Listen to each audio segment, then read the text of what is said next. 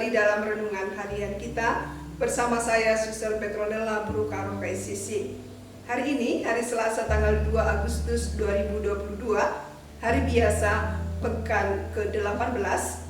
Bacaan Injil yang akan kita renungkan diambil dari Injil Matius bab 14 ayat 22 sampai ayat 36. Sesudah itu Yesus segera memerintahkan murid-muridnya naik ke perahu dan mendahulinya ke seberang. Sementara itu ia menyuruh orang banyak pulang. Dan setelah orang banyak itu disuruhnya pulang, Yesus naik ke atas bukit untuk berdoa seorang diri. Ketika hari sudah malam, ia sendirian di situ.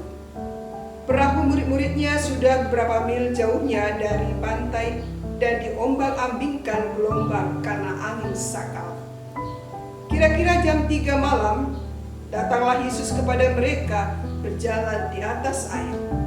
Ketika murid-muridnya melihat dia berjalan di atas air, mereka terkejut dan berseru, "Itu hantu!" Lalu berteriak-teriak karena takut. Tetapi segera Yesus berkata kepada mereka, "Tenanglah, aku ini, jangan takut."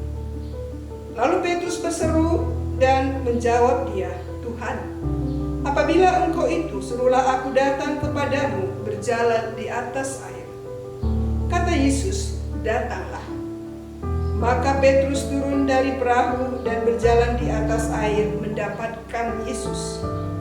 Tetapi ketika dirasanya tiupan angin, takutlah ia dan mulai tenggelam lalu berteriak, "Tuhan, tolonglah aku." Segera Yesus mengulurkan tangannya, memegang dia dan berkata, "Hai orang yang kurang percaya, mengapa engkau bimbang?" Lalu mereka naik ke perahu dan angin pun redalah. Dan orang-orang yang ada di perahu menyembah dia, katanya, "Sesungguhnya engkau anak Allah." Setibanya di seberang, mereka mendarat di Genesaret. Ketika Yesus dikenal oleh orang-orang di tempat itu, mereka memberitahukannya ke seluruh daerah itu. Maka semua orang yang sakit dibawa kepadanya. Mereka memohon supaya diperkenankan menjamah jumbai jubahnya, dan semua orang yang menjamahnya menjadi sembuh. Demikianlah sabda Tuhan. Saudara-saudari, ada sebuah kisah tentang seorang ibu dan anaknya yang berusia 6 tahun yang memiliki kegemaran menyantap ikan bandeng goreng. Ikan bandeng adalah ikan lezat yang memiliki banyak tulang-tulang halus, dan hal ini sangat berbahaya bagi anak kecil. Setiap menyantap ikan, sang ibu selalu memisahkan daging dari tulang-tulang ikan, baru memberikannya kepada sang anak. Suatu ketika, sang ibu tidak memisahkan daging dari tulang ikan. Ia langsung memberikan ikan goreng itu kepada sang anak dengan tujuan agar anaknya belajar memisahkan daging dari tulang. Setelah sekian lamanya, anak kecil itu berusaha memisahkan tulang-tulang dari daging ikan. Ia akhirnya putus asa. Ia mengeluh kepada ibunya, "Tidak bisa, Ibu. Aku tidak bisa makan kebanyakan tulangnya," ujar sang anak.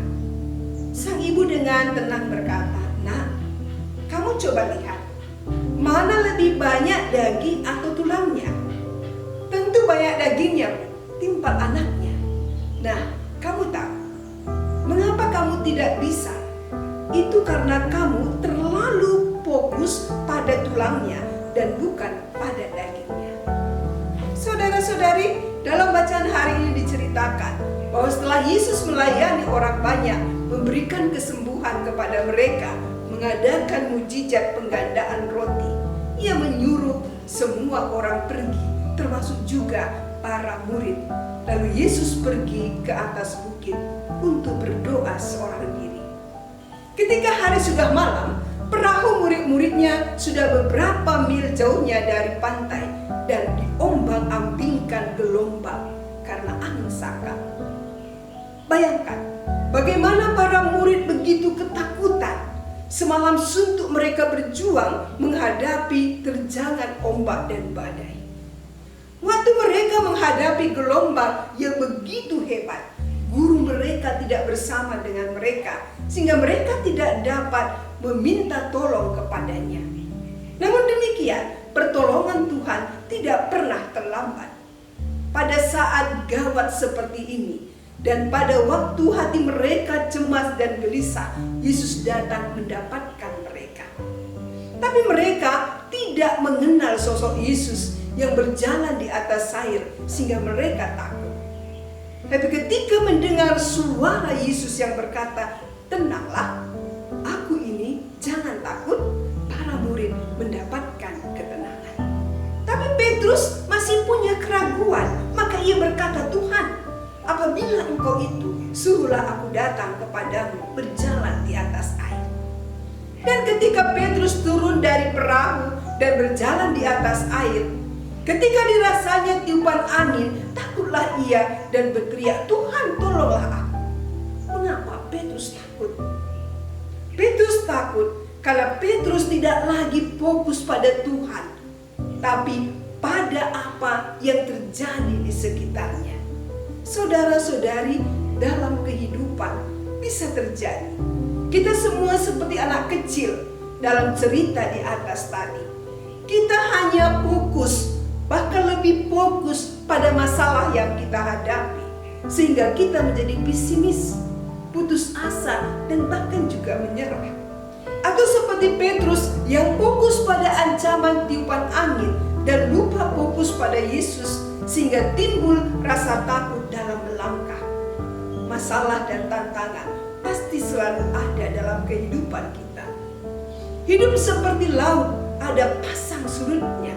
Terkadang kehidupan kita tenang-tenang saja, terkadang juga bergelombang, dan bahkan gelombang itu cukup besar dan sangat menakutkan.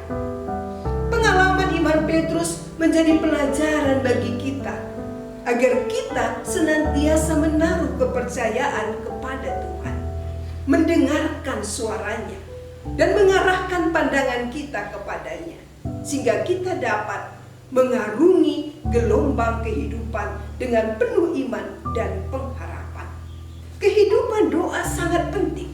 Yesus pergi seorang diri berdoa, karena begitu banyak gelombang yang menimpa kehidupan kita. Dan tanpa kehidupan doa yang baik, maka perahu kehidupan kita akan goncang dan tak mustahil bisa tenggelam. Jika sampai tenggelam, bisa kita bayangkan, bukan hanya ketakutan, melainkan kematian pun bisa terjadi. Maka agar kita mengalami kemenangan dalam pergumulan hidup, jangan hanya fokus kepada masalah yang ada, yang sedang kita hadapi. Tapi mari kita senantiasa mengarahkan hidup kita kepada Tuhan yang penuh kasih. Mari kita mempercayakan hidup kita kepada Tuhan, agar kita mampu tetap menjalani kehidupan kita walau terkadang penuh dengan gelombang.